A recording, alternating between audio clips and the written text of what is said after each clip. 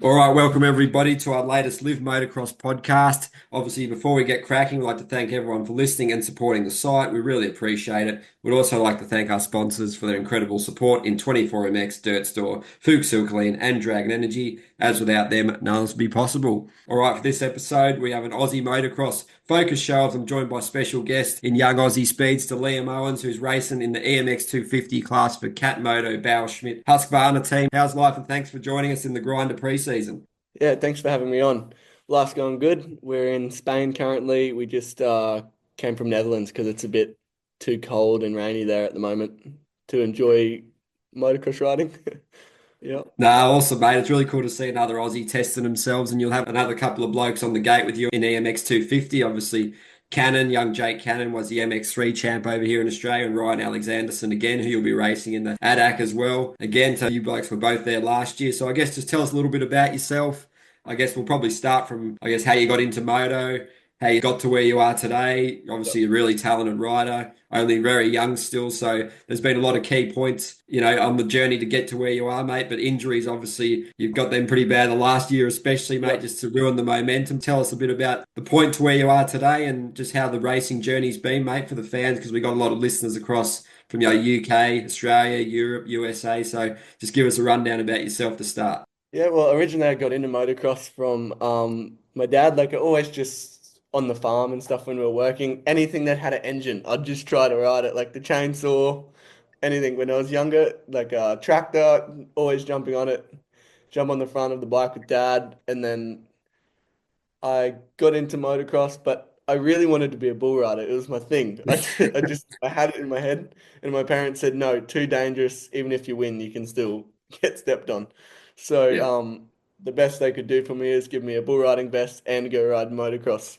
So that's what I did for the first 5 years or so, and then we graduated from the bull riding vest, and yeah, we went uh, junior motocross, went pretty solid and started building until the end of my junior career, and then I finally won a Australian junior motocross title, which was great on the 250, and I had a few good results in MX3, but yeah, I didn't quite get the win. That was the one thing that I missed out on with a few bike problems and stuff, but it was great with the Raceline team, and then I got a opportunity about halfway through the MX3 season in 2023. Um, and I skipped, I think, one or two rounds to go take my opportunity with Bud Racing, and I raced, debuted at my first EMX 250 rounds, which was hella cool, great experience. It was, yeah, the best. And then I set my eyes on that, and that was my thing I wanted to be here for in 2024. So we made it happen, and that brings us to last year. And yeah, we had a nice season. Like it started off well. I had a quite a good preseason. I felt I improved a lot in the European tracks, and how my sand riding was going the right direction. The first few rounds were just a bit like nervous, and it's like it's different. It's different to MX3. Like MX3 is good for getting to the point, like getting used to riding with older people and real mature riders, but when you go pro, it's something different. Like they just have intensity. Like there's people making money. It's how like they live. They make money like living from this. So it's everyone takes it quite a lot more seriously. You don't just make passes for free. And yeah, that went quite well. And then about halfway through oh no, it was probably about a third of the way through the season. I only did like the first two like real races, and then I had a weird crash just in practice and popped out my shoulder, and I thought, oh, it's fine, just walk it off, and then we got it checked, and I teared a few things up, and that was like a 6 week recovery. That was okay, and then I went back, started riding, had a decent result at ADAC. I got like a third in one of the races. Yeah, the speed was good, just the racing wasn't the best because experience and coming back from that injury. And then I had another silly goon crash at Lommel actually. I jumped off something and my feet hit the dirt, like my heel, and then I whiskied and then popped my shoulder back out. But this time it was proper and it needed surgery. So That pretty much counted out my season. And yeah, we're back now and onto a better 2025, hopefully. Yeah, mate, it's really cool. Obviously, even though there was a lot of adversity in that year, just the experience and the knowledge and the insight you've gained, even just on things like racing the MXGP weekend where you got MXGP, MX2, different classes, that different schedule you got to adapt to. It's a lot to take in, and that'll all hold you in good stead for this year, mate. And I guess the pre-season training, how long you've been at it? Obviously, the team's a really cool framework, and you've been grinding away all over so far, mate. So, what are the plans? And I guess just how's it been going for you so far? And do you feel you're really well equipped to have a full crack at the ADAC Series and the EMX250 class? Yeah, dude, I got back on the bike around October-ish and I started riding and it's going well. Like it took me a few weeks, obviously, get back. Just the shoulder and stuff took quite a long time to get back rehab, like even just being able to pick it up on its own. So that took a long time to get right.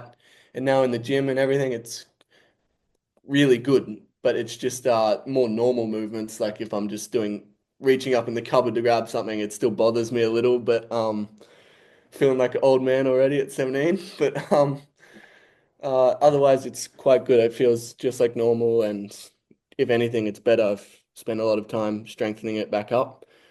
And then we started the preseason in I think it was the end of November heading December, and it's been going quite well. It was nowhere near as wet as last year, which is nice because I thought it was like that every year as the when I first came here in 2023. I thought, oh, this is going to be a long time in Europe when it's always snowing and raining. So it was a lot nicer. The tracks were a little bit less brutal. But yeah, it's going well. We've just been putting in the motos, trying the new 2025 bikes have come out, so we're just testing with them. It's going quite well. We have a new teammate, Mads. He's awesome. He's cool. He's from Denmark. Yeah, he's a solid up there guy in EMX250, so it's another great guy to train with. And yeah, then we had the December break, and then now we're here in Spain getting ready for the season. Yeah, really cool, mate. Obviously, tell us a little bit about your teammates as well. I guess you guys are all sort of sacrificing a lot of normal life to chase a motocross dream. So a little bit of a different Christmas for you, I'm sure, not being back at home or whatnot. But how's the sort of camaraderie between the lads, mate? Obviously, it's a really cool team you have there, the Cat Moto lads. You all seem to do some fun stuff on socials, and you crank out the vlogs every now and then and get your personalities out there. And it looks like you're having a lot of fun blending the hard work with a bit of laughs, mate. So must be kind of cool that you're sort of all pushing each other along and sharing the journey together, I guess. Yeah, that's the best bit about actually Cat Moto. It's one of my favorite parts is that everyone's really close and good friends, but also at the same time, we leave it all out on the track. Like if someone absolutely just blows your doors off, cleans you out, like you leave it on the track, you come back in, you have a laugh about it. It's whatever, mate. It gets you next time, and we don't hold grudges. It's all in good training, and I think that's a what makes us will help us get to the next level. I think the guys are really good, proven riders in EMX now, so I know that's a good standard to hold up to. And the coach Andre knows what he's doing, and yeah, that's pretty much it about them. And yeah, it's good. Yeah, mate. And I guess heading into the season, what sort of pre-season races are you looking at doing it, and how many of them are you looking at? They moved the EMX season a bit closer than normal, like I think a month earlier. So we normally plan to do some like fun German races. You also make nice prize money there, so I also love doing them. Um, I think we'll do the first one we do is the Italian International. I don't know when that is, probably around February. So there'll be the top guys there, so Factory KTM and all these heavy heaters are there because that's where they're based. And then I think we do Lirop, which is probably the hardest race of the year to start. Yeah. It's a gnarly track. I can't even explain it. Photos don't do it justice, but yes, that will be the first two. And then a week after Lirop, we head to Kozar for the first EMX. So we do two. Yeah, so plenty of riding to get done, and then just have that nice little couple of tests just to fine tune a few things and get used to that racing environment. Obviously, that EMX 250 class is brutal, mate. You see it in the past with guys like Rossi and Zanke a couple of years ago. The top of those EMX 250 guys, they're easily top 10 in MX2 guys. And you saw it even with Latta last year and Volk as well. And obviously, it's going to be really good Valon as well, the champ of EMX 250 going to MX2. And it's really stacked, mate. And I guess some of those guys vacating the class leaves room for new talent like yourself and obviously your teammates, Fredso and Groitman. It's going to be pretty stacked, mate. It's going to be an interesting sort of season in that MX250 because it's no joke. And a lot of Americans looking at that series. Obviously, Towers raced a few last year, and it's a different sort of approach. And the Americans are trying to incorporate more of that EMX250 with the combines and the Supercross futures to get those younger riders exposed to some elite competition and just get them in there racing on those kind of weekends that are like a professional race, not amateurs. So tell us about the season, mate. What are your aims and just some of the really cool things about EMX 250 that makes it such a competitive class? My aim for EMX 250 is obviously if you're not there to win,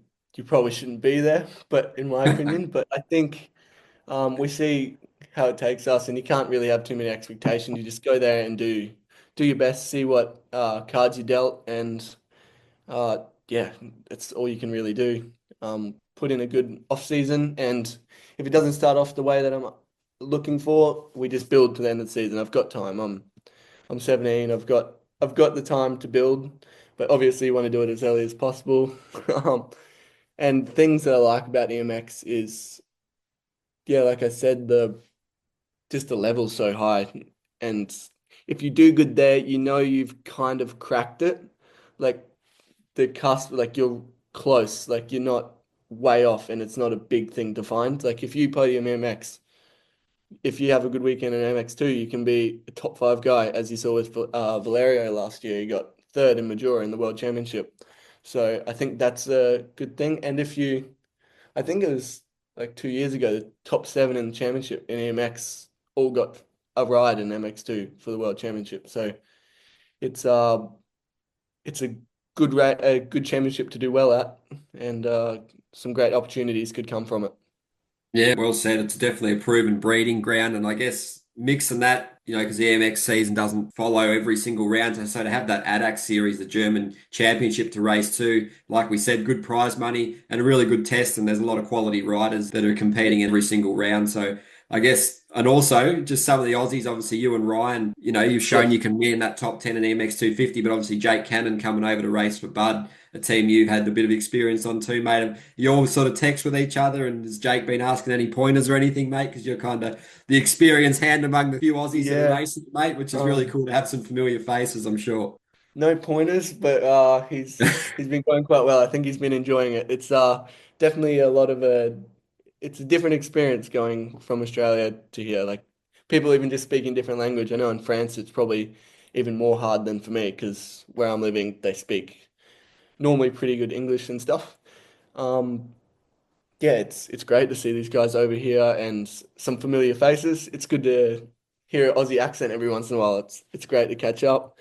And yeah, I think it's important, like if you come here as Australian, to try and pick up like the culture and learning language and stuff. I think it will help as within the team, like making you feel more family. I know especially with the Italian and French teams, I think that's really important. Yeah, absolutely, mate. And I guess some of the toughest things and some of the best things you've found in terms of your adaptation to Europe, but what about things like the food? I guess obviously the training programs, the weather, the lifestyle, I guess, and it's pretty cool with Aussies and people from like South Africa as well. It's kind of an all-in approach. Like you're sacrificing a lot to move across to Europe. It's a long way. You can't just duck home for the weekend, mate. So that sort of mindset must be pretty dialed in, and I guess you're really determined to make it work. But just talk about that, and also what are the key things you've had to adjust to, and some of the things you do and don't like. I think in a way it's good that you're so far away, like as a young age. Like you just have to stick it. Like it once you make your decision, 100% that direction. And I think there's no looking back. Like you have time. Like if it doesn't work out here, there's always Australia, I feel at least. If you're solid, I think it's important to give it everything you've got here. Don't look back. You've got time. Australia's your home. Like you can come back whenever you like. It's kind of how it is for me at least. And probably the biggest differences. Oh, I'd say the food. The bread is really good. I'm not allowed. Bread is off the menu where I am because originally I was just eating baguettes, not knowing. I was just eating it after training, and they said no, you can't have that. And I said, it's the best. We don't have stuff like this. So yeah, the bread is probably the biggest thing that I like, and the thing that I miss probably like Wheat Bix or something like this. It's Yeah. really good, or Allen snakes. Not healthy food for me. Oh, actually, a good steak. Like you've got to pay a lot of money for a good steak here. Where I was living, I was on a farm that we have. We Yeah. just do beef, so I'm used to having nice steak. Oh, mate, that's true. Yeah, there's some good insight there. And obviously, it's pretty cool the Yeah, pathway. Obviously, you've probably spoken to Todd Waters a lot about how your future looks, obviously, working with his team back in Australia. And he's kind of been seen and done it all across the globe and still racing. He's an absolute animal. And that's a really yeah. cool, I guess, advice that he's been able to give you and just some tips in what direction to go in. And is he still helping you now? And I guess it's pretty cool that you're sort of following the same pathway as the Lawrence brothers, Chad Reed doing the Europe, and then potentially with one eye on America one day if that interests you, mate. But so tell us a little bit about that and obviously the influence of Todd Waters too, because he's just a legend. Yes, Todd helped out a lot. I forgot to mention that at the start. Like we first sat down with him when I was like, I think it was 12 or 13. We just like I met him a few coaching skills and we got together and then he started like a T-Dub development team and then started working together, working closely and he wanted me to go do EMX125 and try it out, do just 1 or 2 rounds for fun, learn, just have a bit of fun, learn the culture, make sure it's what you want to do. And then I came back to Australia, raced for him again. It was great. And then we did like a 3-year plan and then for obviously be EMX250 by I think it was 2024. So it worked out perfectly to plan. Um, biggest I still talk to Todd quite a lot. He's quite helpful if I ever want to just talk about something or how his experiences were.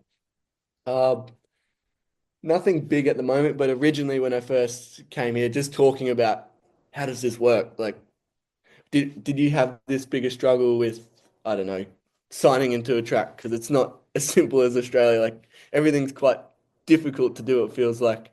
Um, but yeah, a bit of experience with the GPs as well, not to like overstress it and uh, just little things, nothing crazy because I was obviously working side by side with him at the team. So I learned a lot from him. I was almost like his little apprentice for a little bit. So I picked up quite a lot from him. So it's helping me a lot over here to just be kind of no stress and take it as it comes and put in your full effort.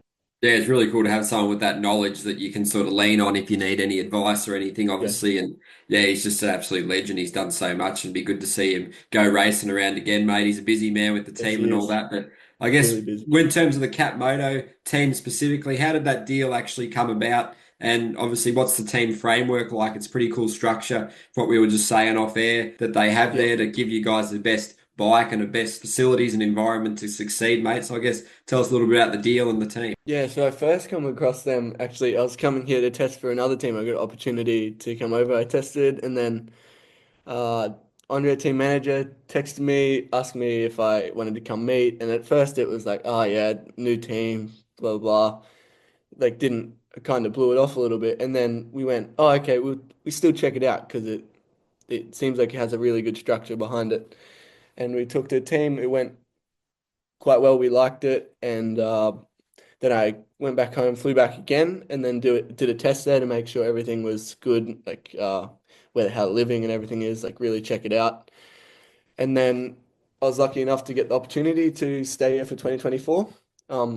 It was great. Like the team's been so welcoming. It's like a big family, especially with my teammate Nico. He's almost like my big brother now, except for when we're racing, obviously. Um, I think the team's solid. Like I like how Cat Moto, it seems we spend all our time and everything we've got into performance at the moment, and then we worry about looks later. And sponsors are always good. The team loves them. It helps us go racing and have better engines and all this type of stuff. Um, I like how they push everything into performance and not as much look straight away because you see a lot of teams here, they do the big fancy truck, but the riders don't have a practice bike, for example. We have great practice bikes, everything's the same. We have nothing but great opportunity to potentially win EMX. So that's what I love about being here. Yeah, really cool, mate. It sort of gives you that good boost that you know the people around you are working tirelessly, as well as Yeah, yourself are putting in the work. So that all adds to the confidence. I guess really big boost, mate. And yeah, you need a pretty good bike to match it with the best of them. So it's really cool that you've got yes, an for sure. absolute rocket ship, mate, because that gives you confidence to know that you can go up there and match it with the top ones. And obviously, you mix that hard work with a bit of fun, mate. Obviously, you're going to crank up the vlogs again for this year and have a bit of a laugh on the socials. Is that part of the plan for Yes, I 2025 too? really want to do it. I just I've been it's so frustrating. Like I'm just so busy trying to improve and make the most out of my days where I'm the type of guy that I actually have to, all right, I got to focus because I'm a bit too laxy-daisy and a bit happy but when I'm not riding. So I need to quite get in the zone and make sure I'm focused. So I want to mix in the vlogs this month in Spain, at least do two. So I want to make it like a weekly or every 2 weeks thing because I really enjoy doing it. It's just that I need to focus on doing everything right at the moment because it's very crucial for me to make this off season great. And then I can always build on it when I'm getting the results, is how I feel. But yes, I want to keep pushing with the vlogs. I love doing them and yeah, I'm planning to do one next week actually when we do some testing. Awesome, mate. I guess it's really good for the sponsors and to get your name out Yep, there, which is so crucial in that's for motocross sure. as well, mate, because it all adds to the worth, I guess. So that's pretty cool, mate. And obviously, you mentioned Lommel before. Obviously, you're pretty familiar with that surface, and there's a lot of brutal tracks going around, mate. I'm sure it was a bit of an adjustment when you first moved over, and obviously seeing those really fast Dutch and Belgian riders and some of the best MXGP and MX2 riders, mate. So I guess you've probably seen Hurlings and Prado and these guys in person at the track, and there's probably a lot to learn, even though it's a pretty steep curve, I'm sure. But yeah, just talk us about Lommel and just seeing all those heavy hitters and being amongst it. Yeah, it's funny. Like when you first come here, you think you've just absolutely smashed it when you've done a fast lap, and then you look, and then you train so you, oh, it's like 8 seconds off Kaiser Wolf or someone like this, and you're like, what? How? How is that possible? The track's flat. And then like over time you just build and build and build and we're getting there. We're getting closer, like at least ballpark. So that's going well, but it's definitely different because in Australia like everyone kind of owns their own tracks, right? So you don't really see your competitors that much unless you're training with like a training group like Ross Beaton or someone like this. Um yeah, I think that was a big thing. Like every time you head to the track, it's also a good thing because the factory guys are there. Everyone's there, like Joel Smets and all the top guys. Unti from Ice One's there most of the time watching. So if you have a good day, they see it too. So that's also another great thing. Even if you take it the right way, the pressure the right way. Um, yeah, that's probably the biggest that I've noticed. Like just everyone being there all at once, but also you can't count out on the sand just the local Dutch dude or even in Germany. Like you race ADAC, it'll be just some dude with a neck brace and like this really goon looking helmet from like 1990 and they're just ripping. Like they pass you like you're standing still and you're like, what? It makes you want to just sometimes go home. And then yeah, it's definitely interesting. Yeah, it's cool, mate. It's obviously you got a pretty level-headed, sort of composed approach, like sort of mature beyond your years for sure. And do you find you handle the pressure and weight of expectations from within yourself and maybe from the team too? You handle that all pretty well, mate? I'd like to think I do. I need to work on it for this year if I want to be a top guy. Like, I think that's important. Like, I need to be a bit more mentally strong in there, like the racing side, but just a bit more uh, inner confidence. Like, it doesn't matter. Like, it's not that far off. Like, it's nothing crazy. It's just about just growing there and just considering yourself a guy, not not being so stunned by all like the okay, there's no bright lights, but you know what I mean, like all the big teams and everything around, like it shouldn't matter. It's just another race and yeah, make sure I'm fully there. Yeah, Bit well said, mate. It's a good approach to have because yeah, it's pretty, overawing, sort of put you back a bit, sort of just how massive the yes. paddock is and just everything, all the heavy hitters, the famous people, just the absolute presence of it all. So, no, it's a good way to be, mate. And I guess looking ahead. what are some of your favorite tracks and least favorite tracks you've been on so far, both on the EMX circuit and the ADAC circuit? Have you got one you particularly like, mate, or Well, some you particularly hate? There's obviously some brutal sand I, ones, some pretty sketchy hard pack all in there. yeah, I haven't got to race so much. I think I raced 4 or 5 times last year, so it would out of like 20 or 25 I was supposed to do. So so hopefully I do all of them this year. That's also another goal. But some of the tracks I raced were cool in like ADAC has some nice tracks. Like in the hills, like it's only just for that event. A bit like Conondale or something in Australia. Beilstein was a fun one that I got to do, and Holtzgerlingen looks good on the ADAC side. And then GP wise, I'm excited to. Oh, what's a good one? The French tracks are fun. I think they are daunting. Like if you've never done it before, how steep everything is and how good the French guys are there, especially. They're specialists at this type of stuff, almost like a sand rider. It's like a totally different genre of motocross, it feels. Um, but they are fun tracks. Yes, I think I'd be excited to do earn A because it's just a. I'm not sure if I do earn A this year. St. John. Well, either way, anything French has also got the craziest crowds. Like it's insane, and it's a really cool feeling when you get out the sight lap and you can barely see where you're going with the amount of flares and stuff. Yeah. It's cool, and I think we do some World Championship this year. Actually, I think we planning to do Lommel for my Yeah. first ever World GP. So that Oh. will be very interesting. Throw me right in the deep end. Do almost double the riding we do at EMX and straight into Lommel. And then I think we'll do like a home GP, so in Germany. Yeah, very And then, cool, mate. It's a big 2025 ahead, that's for sure. yes, yes. No, it's looking good. And obviously, do your family and your dad and all that get to come over much and watch some races? Is that on the cards for the year, mate? Or are they probably pretty busy back at home on the farm? But it'd be pretty cool if you could get them over there just to see the progress and to see you race in person, mate. Yep, they're pretty flat out working. Like they're very hardworking people, my parents. So I pretty much call them every day. Like it's normal, like just FaceTime. But I think Dad's planning to come over for a bit of a stint this year and at least get a few GPs he loves. He's like a fan of the sport now after me racing for so long and listening to all the podcasts and stuff that, for example, with you the last few years. Dad's become like a real fan, so he loves doing all the GP stuff. And then mum also comes out over throughout the year, but not too often because obviously work. It's not that easy to just get time off to come visit. But they came over for Christmas, which was nice. I showed them a bit around Germany and all the great stuff there. Uh, yeah, that's pretty much, yeah, they don't, it's not often, but when they do turn up, it's great. No, mate, really cool stuff. And obviously, yeah, you're really grateful and you sound like you really appreciate all the effort and help as a youngster growing up to get to this point, mate. So I guess you got a lot to be thankful for and a lot of great lessons learned, holding you in good stead to be by yourself over there, mate, because it's pretty brutal just being shipped over to Europe and, chase your Yeah. dream, but not have that framework around you. Like even here, Prado, he's gone to America and his whole family's with him, whereas you're sort of doing it alone with Yep. the team. But it's no Yes. mean feat, and you deserve a lot of respect and credit for taking the chance, mate, because you certainly you might regret it if you didn't, but you're doing it now, so Yep. it's pretty cool, mate. Yes, I'm thankful for it all, but also at the same time, it feels like my family's here with me. They're just gonna also help me race. Like it is how it is at the moment. And hopefully when we move into factory ride, my parents can come visit more often and stuff like this.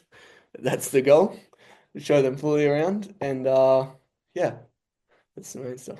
Yeah, very Yeah, thankful. that's really cool, mate. And just quickly, a few more before we let you go. What's your training Yep. schedule like? It's obviously pretty brutal, and obviously being in the winter, quite the change, especially for your family coming over from an Australian summer in Yes. December to winter over there, mate. It's pretty savage. But yeah, I guess just how's it been, mate? And what are the key things, areas of improvement, if you want to share them, mate? Maybe not because the competitors, you don't want to give them an edge or anything. But yeah, what are sort of the things you're working on and how's the schedule, mate? It's probably pretty full on at the moment, so you're pretty focused on sleep, nutrition, all that sort of stuff, mate, to make sure you're all dialed. Yes, so we've got new performance like off bike physical coach that's doing a bit more analysis and stuff on everything we're doing.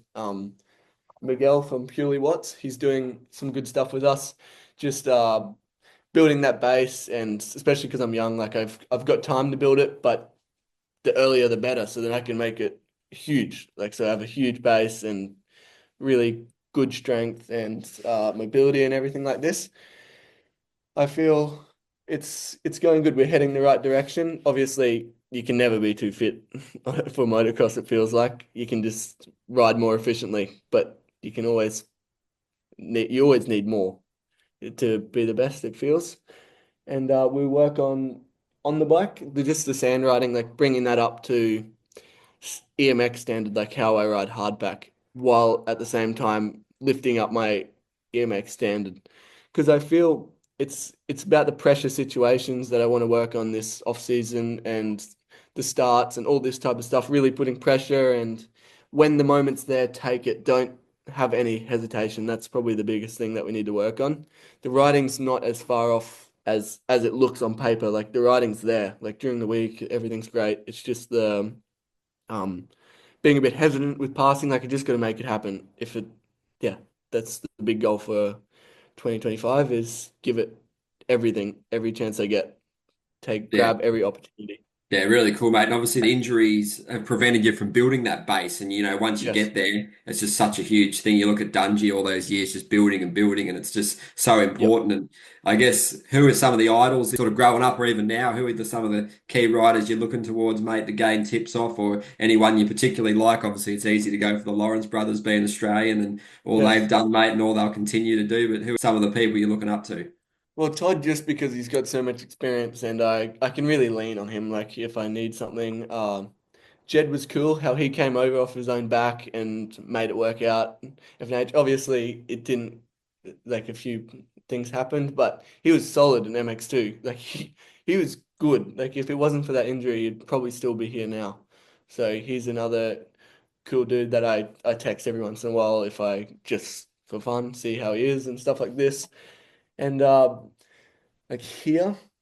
I like just Prado and guys are like your typical staple guys. Like they just they just know how to make it happen when the chances are there. And that's what I'm aiming to do for this season. For the big time moments to make it happen. I think Yeah. that's a big So thing people professional, aren't they? yes, just how they even how they like walk through the pit. It's so stupid, but like they're like rock stars when you Yeah. watch them through the pits. Like it's a whole different thing when you take that next level in mentally that you're the guy now. Yeah, they definitely know they belong and you can sort of sense it in Yes. everything they do for sure, mate. And I guess on the topic of Australian motocross, obviously it's really cool. There's some great things happening in the sport. Obviously, you guys race an EMX 250 over there, like we've discussed. Obviously, the Pro MX is strong. The Aussie Supercross is really strong. We had the AusX Open was a massive event, 40 plus thousand. The WSX in Perth. MXGP in Darwin coming up. There's a lot to look forward to, and obviously the Piece de Resistance was Australia winning the Motocross of Nations for the first time ever with the Lawrence brothers and Kyle Webster. Just a phenomenal effort, mate. So must be really cool. Obviously, the fans back home are cheering you on. You get plenty of messages and stuff, but it's really cool. What a great sort of spot the Australian motocross scene's in at the moment, mate. Obviously spearheaded by the Lawrence brothers, but you look at the nations, they got third, second, first, and obviously Mitch Evans deserves credit there too because he's obviously been decimated by injuries. But a lot of talent in Yep. Australia, a lot of talent coming through, a lot of elite talent, mate. So it's pretty exciting, mate. So I guess you're looking to ride on the coattails of that too, mate. Yes, that's for sure. Hopefully. That's the goal. Otherwise, we probably wouldn't be here. But yes, I feel like Australian motocross is heading in the right direction. It's great. Obviously, we have Jet and Hunter. They're the staples for Australia at the moment. But it's great how they're also helping out other Aussies when they're over there. Like they don't have to do that because they're at the top of their game right now. They don't really have to be doing this for these stuff for us young guys coming through. So it's really nice that they take some younger Australians under their wing and all this. Um, and yeah, I think we're heading in a great direction, even with Supercross. Like we have the 65s, now we have SX3. I think that's a great thing. I didn't get to race SX3, but if I was at home, I would have loved to do it. So yes, it's really good. We're heading in the right direction. Yeah, mate, absolutely. And obviously, yeah, raise the profile and pave the way for the next sort of future generations to come through. And obviously, being your age, do you still get a chance to do any study or are you sort of looking towards the career and, outside of motocross? Is that something you're sort of preparing for as well, mate? It's probably a bit difficult in the situation you're in, but is Yeah. that something you always have an eye on as well? Yes, I have an eye on it. Like the last year, I've always been like quite into school. Like I've enjoyed school. School was my thing. Like I did all the sciences and all this type of stuff. Like I actually enjoyed it. But last year was big, like moving. here on my own too, like having to just even little things like every night doing your like cooking your dinner, just the stuff that you never really had to worry about. Like in Australia, I had to do it maybe 4 times a week or something if my parents went home, but now it's like you got to worry about everything. Like if you have a doctor's appointment, you've got to figure that out. Like it's not your parents aren't just helping you out. So that's just like the real life stuff that you've got to worry about now. I think I wasn't able, oh well, I was able to do school, but it wouldn't have made sense to do it while also trying to be my best here. So I think as it starts to settle down, like if I get a nice ride or something like this and I have my own apartment and stuff, I'd like to start picking up like a bridging course or something to university. I'm interested in engineering or something, so just start picking up little by little stuff, or I like coding and all this type of stuff, robotics.